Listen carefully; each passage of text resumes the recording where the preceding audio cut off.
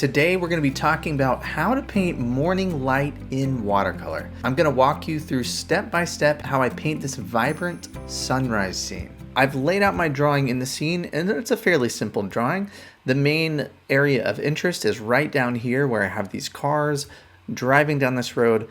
But the thing I care about the most in this painting is this vibrant sunrise scene. I want to get the feeling of bright morning light. The first thing I do is lay out my drawing, and then I'm going to wet down the back of my paper and the front of my paper nice and evenly, and we're going to paint the sky first. The first thing I do when I'm painting a vibrant, warm sunrise scene is I lay in those warm colors first, and I think about where the brightest part of this light is going to be, and it's going to be right down here on this lower third. And so what I do is I start out with my warmest, most vibrant colors first, and I move away from there knowing that that's the brightest part of the scene. I find that that's a helpful way to approach this. So my first colors I'm laying down are some cadmium yellow and some quinacridone gold. Very saturated, very bright colors. I want this scene to feel warm and vibrant and glowing and get that strong morning light. So already you can tell I'm not being shy with my paint. I've laid in a little bit of light warm color here, and then as I move away from that area, I'm really strengthening up my mixture. I'm getting stronger and stronger as I move away from that area of light. And now I'm mixing in some cadmium orange, some rose madder permanent to get some more vibrant warm color, and continuing to paint stronger as I move away from that light. I'm working in some purple, so I'm using some lavender mixed in with rose madder permanent down here. And now I'm going to continue and work my way up to get the rest of the sky in. As the sky goes upward, it becomes less vibrant in color. And I'm actually going to need some cooler colors to show the coolness of the sky at the top. And so what I've done here is I've laid in some raw sienna, some lavender to get those warmer colors, and then I've used some rose madder permanent, a little bit of cobalt blue on the edges. All right, so I've talked about a transition color. We all know what happens with yellow and blue. Where they meet, they're going to make some green. And I don't want all this to go too green, so I'm using some lavender and some rose madder permanent as a transition color between those warm colors and the cool colors. So now I'm ready to throw in some blue, and I'm using some cerulean at the top of the sky and some cobalt blue. And now you can see I have that nice transition, really vibrant warm colors down here and transitioning up into some cooler areas here. I'm adding a little more cobalt blue at the top to make that a little stronger, a little more rich. Painting skies takes a lot of practice, and I always tell students, if you don't have time to do a full-on painting, do a quick sky. I've been painting this for 11 minutes up to this point. So if you have 10 minutes of your day and you want to get some good practice in that's going to help you with mixing, practice your skies, especially when you don't have time to do a full-on painting. All right, and now that the sky is still damp, and I know that I want some darker clouds, and for that I'm using some neutral tint, some lavender, cobalt blue, and I'm using this brush here. This brush is a larger synthetic brush. It doesn't hold a whole lot of water. So remember I was talking about getting blooms. I'm able to load this brush up and get some richness, some darker marks on the paper without using too much water and paint, creating a big bloom.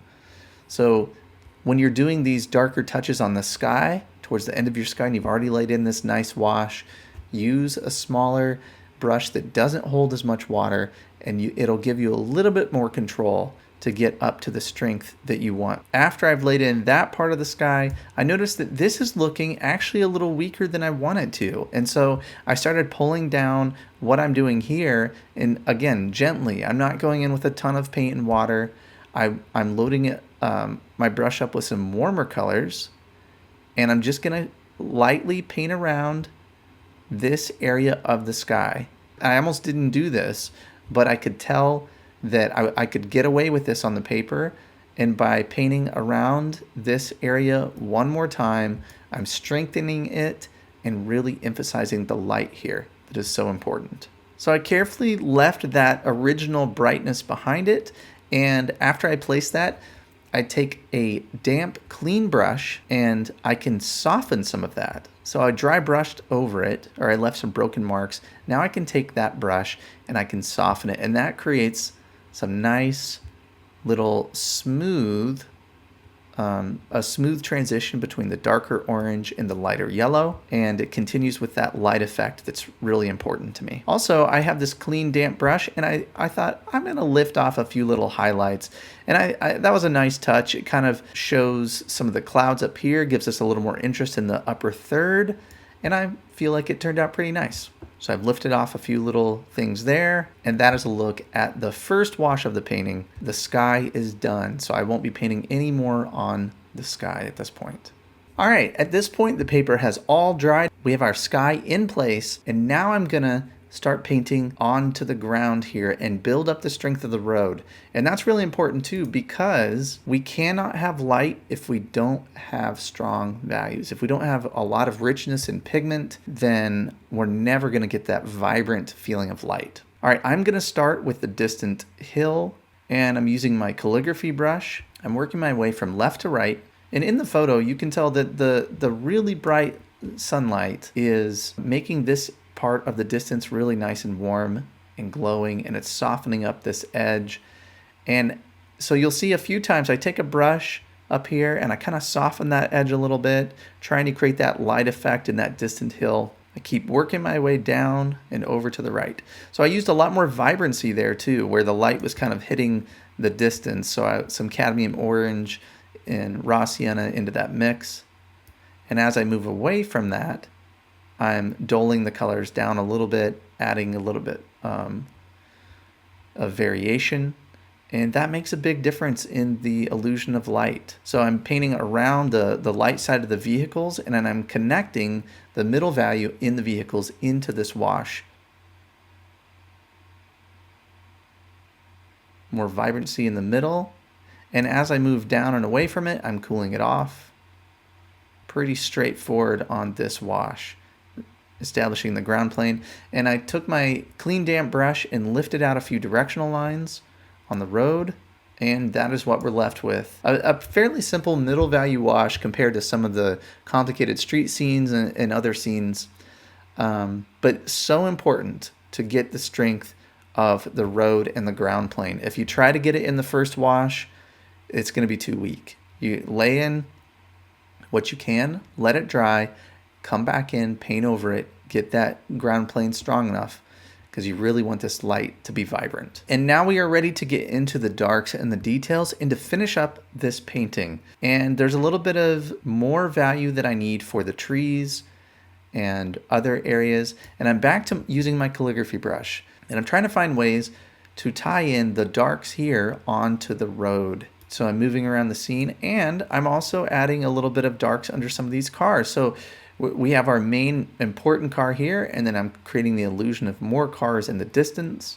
with those light, middle value, and dark marks. I can suggest that detail. And while the shape of the tree is still damp, I'm taking my fingernail, scratching in a few little highlights, breaking that up. And now this is one of the most fun parts. I really like painting cars, and I have the light values, the middle values, and now I get to go in with a darker version of this red color to complete this car and really give it a vibrant feeling of light right here. Adding some dark underneath it, adding in the wheels and the shadow, all important steps. You know, we have our light effect, we have our sky done, and now we have our main car pretty much complete.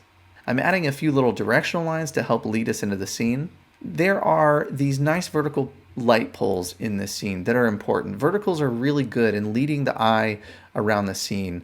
So I want to include them in the painting. Now, the tricky thing about painting long, skinny, thin, narrow poles is in watercolor, you got one go at it. If you don't get the mark right, you mess it up. And so get that scrap paper, practice that mark, use your rigger brush, know exactly the type of mark that you're trying to make and what is going to happen when you touch your brush to the paper. Don't touch your brush to the paper until you know what kind of mark it is that you're going to make. And then the second tip I have for you with that is turn your paper sideways. That sideways motion is more stable and easier to do and more natural than a up and down motion with your wrist. So I make a mark, I flip it over, take a look at it, see if I want to tweak it a little bit, but I'm trying to do this as freshly and as cleanly as I can. I don't want these marks to look labored over with a lot of little brush strokes. I try to do it as cleanly as I can. I like the top of the light too. Those broken little dark shapes here are a nice contrast between the soft shapes in the sky. The contrast of edge is just important as the contrast in value. So a bright area versus a dark area draws attention.